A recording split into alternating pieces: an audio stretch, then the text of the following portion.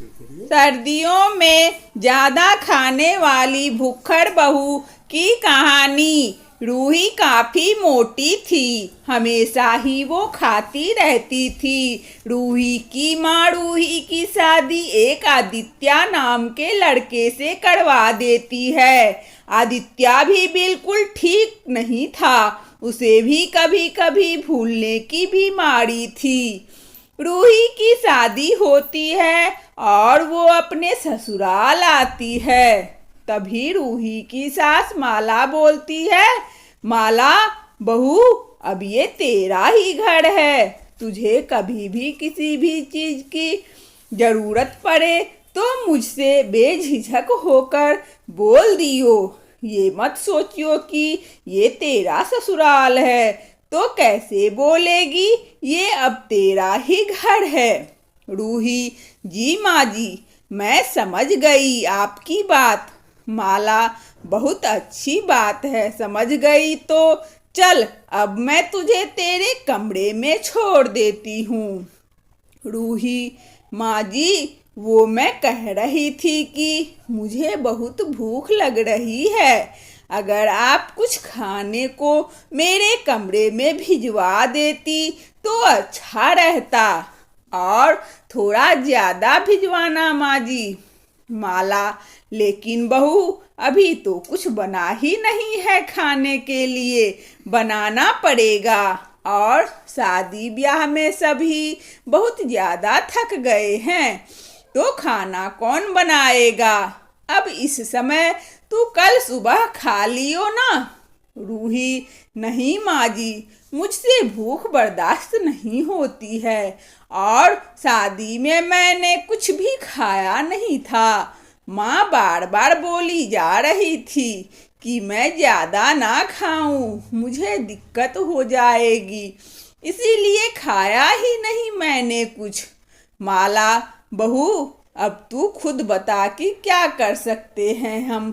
देख, बुरा मत मानियो बहू, लेकिन मैं साफ बता रही हूँ, मुझसे तो अब हिम्मत नहीं है कि मैं तेरे लिए कुछ भी बनाऊं। मैं तो बस अब सोना चाहती हूँ। रूही, तो माँ जी बाहर से ही कुछ मंगवा लो, ये तो ठीक रहेगा ना, इसमें कुछ करना भी नहीं पड़ेगा आपको।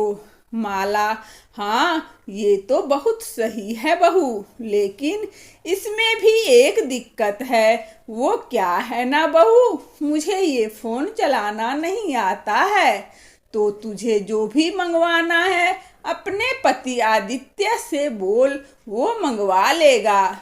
मैं जा रही हूँ सोने को। अपनी सास की बात सुनकर रूही सीधा अपने पति के पास जाती है और बोलती है, रूही सुनिए ना, मुझे बहुत जोर से भूख लग रही है, आप कुछ बाहर से मंगवा लीजिए ना। आदित्य, काफी रात हो रही है, तुम्हें इतनी रात को भूख लगी है। रूही, हाँ मुझे ज्यादातर रात को ही भूख लगती है। मैंने माँ जी को कहा था कि कुछ खाने का मन है तो उन्होंने बताया कि रसोई में कुछ भी नहीं है, और उन्होंने ही कहा है कि मैं आपसे बोलूं कुछ मंगवाने को। आदित्य, अच्छा चलो ठीक है, तुम जाओ चेंज कर लो कपड़े, मैं तब तक कुछ मंगवाता हूँ। वैसे क्या खाना है तुम्हें, तुम खुद ही बता दो, मैं क्या आधे घंटे देखूं कि क्या मंगवाना है। रूही, एक काम करना, पिज्जा मंगवा लेना, वो क्या है ना, मुझे पिज्जा बहुत पसंद है। आदित्य, ठीक है। आदित्य रूही के कहने पर तुरंत बाहर से खाना ऑर्डर कर देता है। कुछ देर बाद जब ऑर्डर आता है तो आदित्य की दरवाजा खोलने जाता है। डिलीवरी वाला भैया, आपका ऑर्डर। आदित्य, कौन सा ऑर्डर, हमने तो कुछ ऑर्डर नहीं किया, ये क्या ले आए हो आप। डिलीवरी वाला, सर आपके ही एड्रेस से ऑर्डर मंगवाया है, पूछ लीजिए क्या पता घर में किसी ने मंगवाया होगा। आदित्य, मुझे पता नहीं है, किसी ने नहीं मंगवाया। आप यही बोल रहे हो ना कि हम पैसे दे दे। तो भैया आप कहीं और जाओ, क्योंकि हमने तो कुछ भी ऑर्डर नहीं किया है। आप किसी गलत पत्ते पर आए हो। आदित्य भूल जाता है कि उसने कुछ मंगवाया भी है और डिलीवरी वाले से बहस करने लग जाता है। तभी वहां रूही आती है और उन दोनों को देखकर बोलती है, रूही, अरे आदित्य, ये क्या हो रहा है? क्यों बहस कर रहे हो इतना? आदित्य, देखो ना रूही, हमने कुछ भी मंगवाया नहीं है और ये पता नहीं कहाँ से यहाँ आए हैं और बार बार बोले जा रहे हैं ये हमारा ऑर्डर है। तुम ही बताओ, हमने कुछ मंगवाया है? रूही, आदित्य, तुम भूल गए क्या? मैंने ही तो कहा था कि बाहर से ऑर्डर करो। रूही डिलीवरी वाले से खाना लेती है और दोनों अंदर आ जाते हैं। रूही जैसे डब्बा खोलती है तो देखती है उसमें पनीर और नॉन है। रूही, ये क्या? मैंने तुम्हें कहा था कि आदित्य पिज्ज़ा मंगवाना और तुमने तो नॉन मंगवा लिया। आदित्य, पता नहीं, मुझे याद नहीं है। रूही, माँ ने बताया था मुझे कि मेरा पालू भुलक्कड़ है, लेकिन ये नहीं बताया कि इतना ज़्यादा भुलक्कड़ है। अरे, इन्हें तो आधी बात याद ही नहीं रहती। रूही को पता चल गया था कि उसका पति भुलक्कड़ है। अब रूही इस बात का फायदा उठाती है।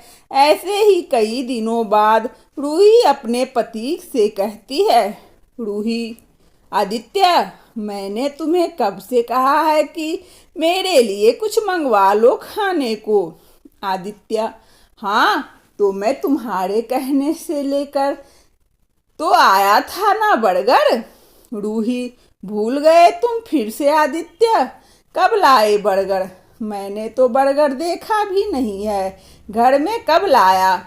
और तुम बोल रहे हो कि लाए थे। अरे, कितना भूलते हो तुम। जाओ मेरे लिए बर्गर लाओ। रूही अब आदित्य का फायदा उठाती और कुछ ना कुछ मंगवाती ही रहती थी। ऐसे ही कई दिन निकल जाते हैं। कई बार तो आदित्य टोक भी देता है, लेकिन रूही उसे भुलक्कड़ बोलकर पागल ही बना देती है। कुछ दिनों बाद रूही आदित्य पर बहुत गुस्सा कर रही थी। तभी उसकी माँ ने उसे देख लिया।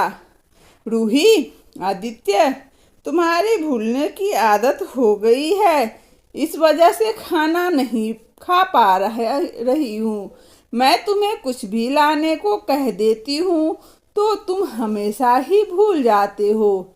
आदित्य, मुझे सच में याद है, ये देखो पर्ची, मैंने पर्ची बनाई थी। मैं तुम्हारे लिए लाया था नूडल्स और तुम्हें दिया भी था। रूही रूही आदित्य से लड़ाई ही करी जा रही थी। तभी वहाँ माला आती है। माला, अरे हो गया, तुम दोनों क्यों इतना लड़ाई कर रहे हो? रूही, माँ जी देखिए ना, मैंने आदित्य को कहा था कि नूडल्स ले आना, लेकिन ये तो हैं भुलक्कड़, भूल गए नूडल्स लाना और अब झूठ भी बोल रहे हैं कि ये नूडल्स लाए थे। आदित्य, माँ, मैं सच बोल रहा हूँ, मैंने पर्ची पर लिख लिया था कि रूही ने नूडल्स मंगवाए हैं और मैंने याद से भी लाया था। ये देखो टिक कर रखा है कि मैं लाया था नूडल्स। माला, बहू, झूठ तू मत बोल। मेरा बेटा भुलक्कड़ है तो तू उसका फायदा मत उठा। इसे भले ही तू झूठा बोल दे, लेकिन मैं भुलक्कड़ नहीं हूँ। मैंने तुझे देखा था नूडल्स लेते हुए। रूही अपनी सास की बात सुनकर बिल्कुल चुप हो जाती है। लेकिन अब आदित्य बहुत तंग हो चुका था अपनी मोटी बहू से। उसे बहुत गुस्सा आती थी, वो इतना खाती थी। अब आदित्य अपने भूलने की बीमारी का फायदा उठाने लगता है।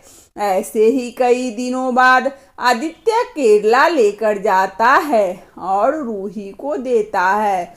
आदित्य, ये लो रूही, तुमने करेला मंगवाया था ना, मैं देखो ले आया करेला।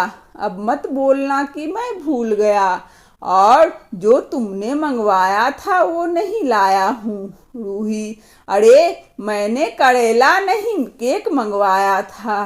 तुम्हें करेला और केक में अंतर नहीं पता है क्या?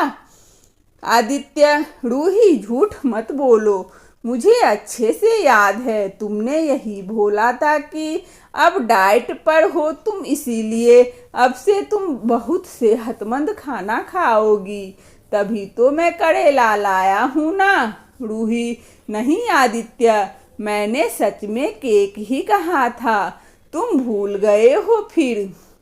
आदित्य, तो अब करेला ही खाओ। मैं भूल गया होऊंगा, लेकिन अब जो लाया है उससे ही काम चलाओ। रूही, तुमसे जो बोलना है बेकार ही है।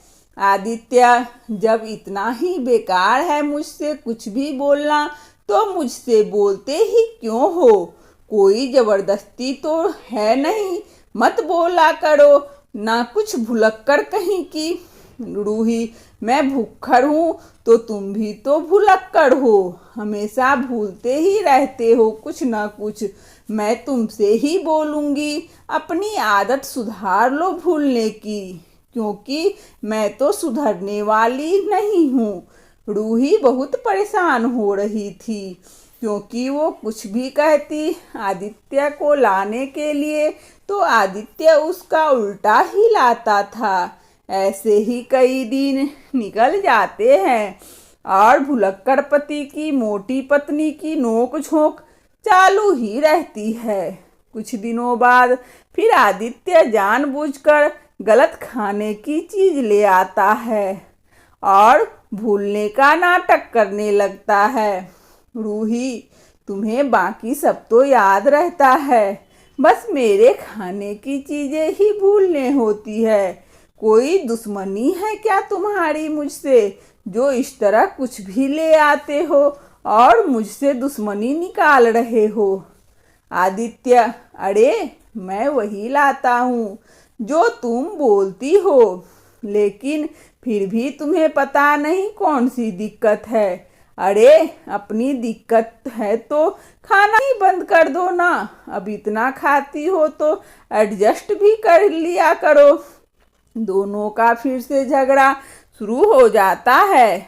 फिर माला वहां आती है और बोलती है, माला तुम दोनों को चैन नहीं है, क्यों इतना झगड़ा करते रहते हो? आदित्य, माँ रूही को देखो, खुद जो बोलती है वही लाता हूँ और फिर भी गुस्सा करती है।